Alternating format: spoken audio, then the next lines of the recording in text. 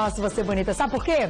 A gente vai conversar agora com o Dr. Roberto Navarro, que é nutrólogo e hoje vai falar da dieta anti-barriga. Tem coisa melhor? Seja bem-vindo, doutor. Tudo bem? Boa tarde. Prazer em recebê-lo. Olha, doutor Roberto Navarro veio ao programa, tem uns 15 dias mais ou menos, né? Foi no feriado. E foi um sucesso. Aliás, ele explica muito bem, isso que é bacana. Então, ele sugeriu a gente passar para o pessoal aí de casa como manter a dieta anti-barriga, que é o que a gente precisa. Homens e mulheres precisam disso, né, doutor? É verdade. Por onde começamos, então? Onde é o início desse nosso papo anti-barriga? Vamos lá, porque é complexo esse tema, o metabolismo em si, que leva a pessoa a desenvolver a barriga com mais facilidade. É complexo, mas vamos tentar resumir aqui os principais pontos, tá? Tá bom. A gente chama esse quadro, onde a pessoa começa a engordar, ficar com a barriga grande, de síndrome metabólica, que é uma condição que predispõe a doenças cardíacas, ao diabetes, aumento da pressão arterial. E a própria síndrome metabólica predispõe a pessoa a ganhar mais peso ainda, ficar ainda com mais obesidade. Uma bola de neve. Uma bola de neve. Então, primeiro, acho que para ficar mais fácil, Carol, eu tenho que falar pelo menos de como o corpo funciona quando a gente come, o que ele faz com o alimento que a gente come, né? Para onde ele destina esse alimento. E depois a gente tem que utilizar essa energia que a gente comeu do alimento, né? A gente come, estoca o alimento, a energia do alimento, e depois a gente precisa utilizá-lo. Porque se a gente só estoca, provavelmente a gente vai estar engordando. Entendi. Então, o corpo, para evitar isso, nos dá o direito de também utilizar a reserva de gordura que a gente deposita no corpo. Então, vamos lá. Quando a gente come, a primeira coisa é haver absorção do alimento. E quando a gente come o carboidrato, a proteína, a gordura, numa refeição, tudo é digerido e começa a ser absorvido lá no intestino. Quando começa a circular no teu sangue, principalmente a glicose, que vem do carboidrato, depois nós vamos falar bastante dos carboidratos, essa glicose é uma energia que precisa ter direcionado para algum lugar. E aonde a gente precisa dessa glicose? Dentro das nossas células. Não adianta ficar boiando no sangue, porque não tem função. Se ela ficar boiando no sangue, o que pode acontecer? Aí você tem uma taxa de açúcar tão alta no sangue que você é um diabético. O que é o diabético? Que não seja uma taxa de açúcar excessiva no sangue. Então essa glicose tem que entrar principalmente para os órgãos onde o gasto é maior, onde essa energia da glicose é fundamental. Todas as células precisam da glicose, mas as células do músculo são as que mais precisam dessa glicose, e as células do cérebro. Tanto que a gente ficar um pouquinho sem glicose, a gente tem hipoglicemia e fica até desmaio, tontura, mal-estar. Então, quem tem quem destina essa glicose para dentro das células é a insulina. É um hormônio importantíssimo, que tem que existir.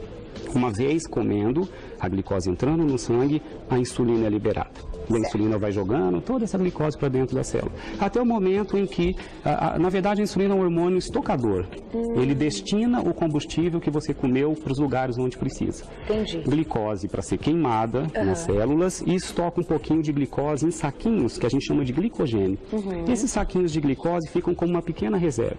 Para momentos em onde essa glicose já não está mais no sangue. Ela é estocada no fígado, o glicogênio estocado nos músculos. Para os momentos que a gente precisa tirar de algum lugar. Porque a gente não come o tempo inteiro.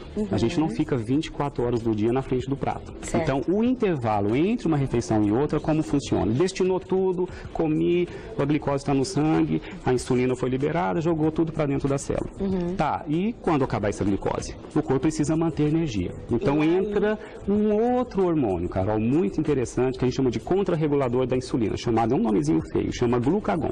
O que esse hormônio faz? Ele já faz o efeito inverso, ele vai buscar as tuas reservas até você comer de novo. Aí se começa todo o processo. Então, para você não entrar em hipoglicemia, para você utilizar o estoque do que você acumulou, esse tal glucagon é importante. Independente do alimento que a gente tem ingerido. Independente. Existem alguns estudos que dizem que a proteína estimula um pouco mais a liberação do glucagon. Por isso que a dieta que você capricha um pouco mais na proteína facilita esse passo. Então o que vai acontecer? Se você ingere um alimento onde a liberação, só que para o glucagon ser produzido, precisa da queda da insulina, Esse tal glucagon só é liberado pelo próprio pâncreas assim que a insulina atinge um nível bem baixinho no sangue. Nesse momento é que se libera o glucagon. Então, se você ingere um alimento que permite uma liberação excessiva de insulina, O pico de insulina depois de uma refeição, se durar muito tempo pelo esse estímulo exagerado, e vou falar dos alimentos que levam esse estímulo exagerado, não vai produzir o glucagon. Você vai comer de novo e ainda não atingiu o nível basal da insulina. Entendi. O teu corpo passa a ser um grande estocador de energia. E aí está o perigo. O perigo. Porque e a barriga vai crescer. Porque o que vai acontecer? Esse quadro de insulina persistentemente alto começa a fechar os receptores, porque para a insulina acoplar nos músculos, onde a gente mais gasta energia no músculo. Tá? Esse quadro de receptor que não deixa a insulina acoplar, a gente chama de resistência à insulina.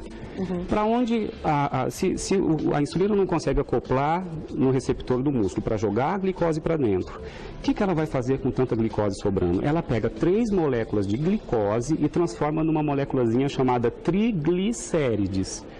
Que é gordura. Ele pega a energia da glicose e transforma num combustível chamado triglicérides, que é gordura que mora onde? Dentro do seu adipócito.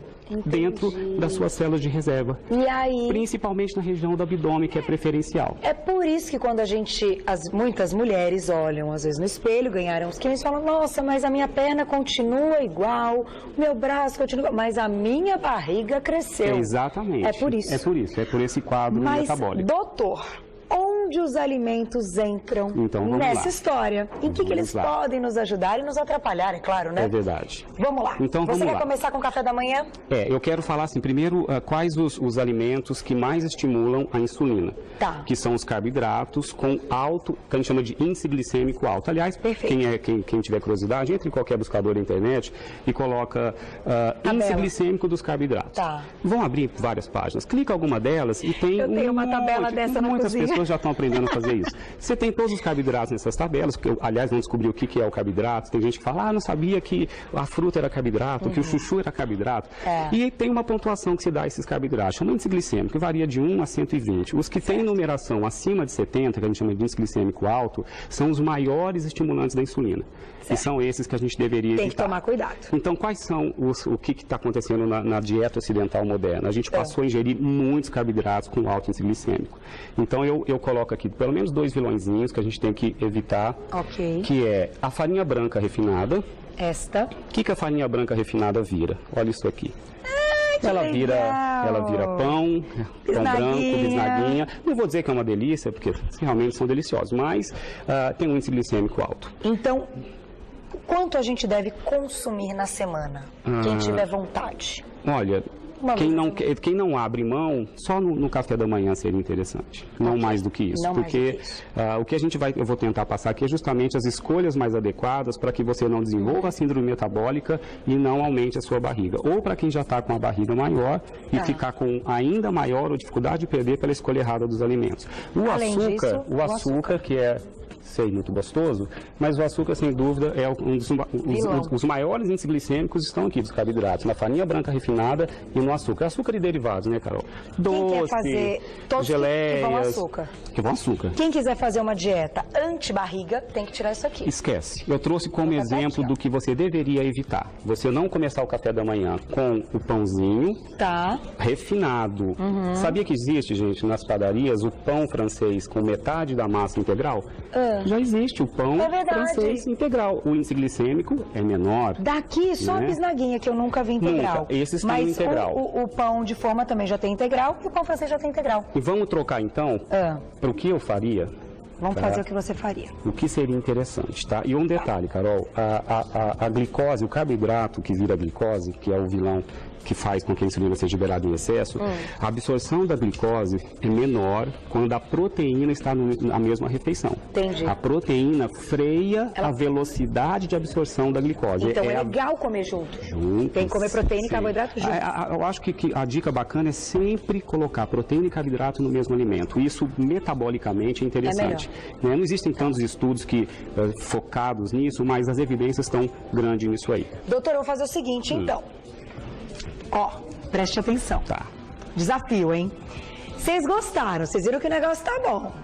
O doutor vai passar café da manhã, o lanchinho da manhã, o almoço, o lanchinho da tarde e o nosso jantar, como deve ser na dieta anti-barriga. Mas é daqui a pouquinho. Você me espera, doutor? Daqui a pouquinho eu volto, porque eu quero saber. O negócio é bom demais, antibarriga é bom demais. Até daqui a pouco, doutor. Até daqui a pouco. Você que quer saber da nossa dieta anti-barriga, este é o momento. Vai mandando a sua dúvida, eu estou com vários e-mails, muitas mensagens no meu Twitter, porque o doutor Roberto Navarro está aqui para isso hoje, para tirar todas as nossas dúvidas. Vamos então às nossas refeições, doutor? Vamos. O que a gente precisa? Então, vamos lá. Eu vou montando por um e só vou resumir os vilões da síndrome metabólica, resistência à insulina, aumento de peso, ganho de barriga, e os defensores. E os defensores, aqueles que a gente precisa comer. Então, o que aumenta síndrome metabólica ou ajuda a desencadear? Farinha branca refinada, açúcar, gordura trans, presente nos alimentos industrializados, bolos, biscoitos, bolachas, gordura saturada, presente na carne vermelha, presente nos embutidos, salame, presunto, mortadela e assim vai. E o que ajuda a evitá-la?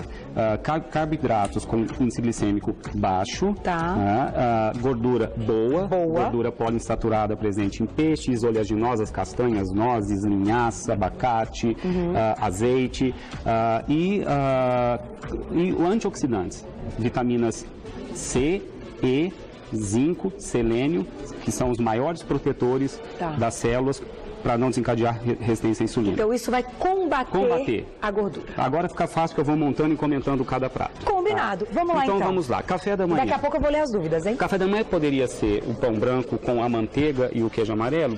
Tudo bem, mas... E aí? Gordura saturada, queijo amarelo, carboidratos com alto índice glicêmico e pobre em antioxidantes. Me conta, assim, eu não como manteiga, tá? Aí tem uma telespectadora nossa que me escreveu falando, Carol, mas enche o saco você falando que você não come manteiga, Carol. Doutor, explica o que a manteiga pode causar de problemas na nossa saúde. A manteiga tem uma parte boa e uma parte que não é tão legal. O que é a parte boa da manteiga? Ela é uma fonte de cálcio, porque vem do leite, e é uma fonte de vitamina D, que também é importante para a saúde humana. O que estraga um pouco a manteiga? A gordura saturada, que é uma gordura... a gente hoje diz que o quadro que leva à obesidade, Carol, é um quadro inflamatório. Certo. A ciência hoje está entendendo o que acontece nas células. Não é essa inflamação que dói e machuca, não. Dentro das nossas células. E tem alimentos que estimulam um grupo de substâncias chamadas citocinas pró-inflamatórias, que detonam toda essa... e que levam, inclusive, a uma resistência à insulina. E a gordura saturada aumenta a citocina pró-inflamatória. Entendi. Que está na manteiga. Agora, se a pessoa não está com peso acima, não tem síndrome metabólica, não tem o colesterol está ok, a manteiga em pequenas proporções, não tem problema, Carol, é tudo questão de quantidade. Eu não vou morrer porque peguei uma colherzinha de chá de manteiga e passei no meu pão de manhã. Agora, aquele que capricha demais. Que põe em todas as receitas. Todas as receitas, exatamente. É o volume que estraga. Um pouquinho não traria problema. Posso fazer a primeira? Gente, olha isso, mas é dúvida que não acaba mais. Eu vou fazer a primeira, tá? Meu nome é Jéssica, ela mora em São Paulo. Beijo, Jéssica. Doutor, eu estudo à noite, almoço no meu serviço mais ou menos 1h30 e só vou comer de novo quando eu saio do serviço às 6h30. O que eu posso comer na rua indo para aula? Essa vida é dura aqui. Vai para o trabalho, vai para aula, é um momento que exige uma atenção. Verdade. Aliás, nem deveria ficar muitas horas sem comer, viu? Aí tá errado, então. Tá erradíssimo. O corpo gasta energia quando a gente come. A gente mastiga o alimento, ingere, depois sofre digestão, o alimento tem que ser absorvido no intestino, isso sofre um gasto. Tá? O gasto energético despendido pelo alimento é importante, a gente tem que comer a cada 3 horas. Isso é fundamental para você gastar muito do que você come. E o que ela pode? Eu escolheria, é lógico que sempre a combinação da proteína com carboidrato melhor. Então eu levaria na bolsa, não sei se um lugar onde ela possa até, primeiro deixar na geladeira antes de sair de casa, né, para quando estiver já na rua não ficar tão quente, um iogurte. O iogurte é bacana, tá aqui o iogurte. Porque o iogurte ele tem o carboidrato e a proteína junto. Agora um iogurte, de preferência, desnatado, né, porque você vai evitar a gordura saturada do leite integral, que é pró-inflamatório. Então eu pegaria o desnatado. Hoje existe já no mercado, gente, o iogurte de soja. A indústria alimentícia não tem lactose. Aliás, Carol, bom você falar isso, né? Todo mundo tem um pavor da lactose, né? E chegou a ser modismo achar que leite faria mal para todo mundo. Eu, como nutrólogo, não posso divulgar isso de maneira enfática, porque tem pacientes que não têm intolerância à lactose, que não têm alergia à caseína e que podem consumir por ser uma fonte rica de cálcio. Tem muitas pessoas que só têm um cálcio no leite, né? Agora, sem dúvida, para quem tem intolerância à lactose ou alergia ao leite, a soja é o grande substituto. E a indústria hoje se preocupou com o sabor, né? Porque antes falava em soja, meu Deus, que coisa horrorosa é essa? E agora é saboroso. É saboroso, né? Tem indústrias que lançaram potinhos de iogurte de soja maravilhosos, é uma boa opção, porque a soja também respeita a proporção de carboidrato com proteína. Olha que bacana. Para cada 1 gramo de carboidrato, se você no mesmo alimento tem 0,8 gramas de proteína, a absorção é mais lenta da glicose e a insulina é liberada em menor proporção. Que foi aquilo que você explicou no início do programa. Eu quis explicar no começo. Vamos fazer o seguinte, doutor? Ou uma barrinha de proteína também. Nosso tempo voa, que é uma coisa, fica enlouquecida e meio que não acaba mais. Vamos mostrar então uma opção bacana de um almoço e de um jantar. Almoço e jantar? Que eu acho que é a maior dúvida da galera. Tá. O almoço e o jantar. Então vamos lá. O almoço eu colocaria como fonte de carboidrato. Isso aqui é tudo de bom, Carol. Que é o arroz 7 cereais. Tá. Porque além de ter o arroz integral, ele tem outros grãos com baixo índice glicêmico. Com índice glicêmico que não é tão alto. Que vão quebrar, então, esse momento da glicose. Isso, porque se você escolhesse um arroz convencional, tudo bem, ele é gostoso, mas o índice glicêmico do arroz tradicional é muito maior. O integral tem sempre índice glicêmico mais baixo, é sempre melhor para liberar menos insulina. Eu ficaria com um arroz integral. Esses 7 cereais é uma opção porque está associado com quinoa, está associado com trigo integral. É uma delícia com arroz selvagem, que é esse mais escudinho. Essa salada maravilhosa, os antioxidantes, isso aqui é tudo. Antioxidantes diminuem situações pró-inflamatórias, diminuem resistência à insulina. Os antioxidantes estão nas cores, Carol. Olha quanta opção se tem. Eu vou deixar esse aqui, porque eu acho que para passar ali, deixa o câmera pegar aqui. Aquele salmãozinho ali vai bem no almoço? Eu escolhi uma fonte proteica, aqui o carboidrato, com os legumes, uma mega salada de folha verde temperada com limão. Limão é antioxidante. Uma dica também para fazer tempero, gente. A pimenta vermelha é termogênica. Quem não gosta, tudo bem. O que é alimento termogênico? Que otimiza o teu gasto. Você também consegue perder peso com mais eficiência se aumentar a ingesta de alimentos termogênicos. A gente pode colocar um pouquinho no arroz, essa pimenta, desse alho. Utilize dentro da culinária na melhor maneira que você tiver. Aqui estão os legumes, né, que não tem um índice glicêmico tão alto, né? Eu sempre capricho nas cores, Carol. Eu sempre coloco amarelo, coloco verde, o roxo, o vermelho. Aqui é o pepino, a abobrinha, o chuchu, a berinjela. Quanto mais a gente tiver essa variedade, melhor. Porque é rico em antioxidante.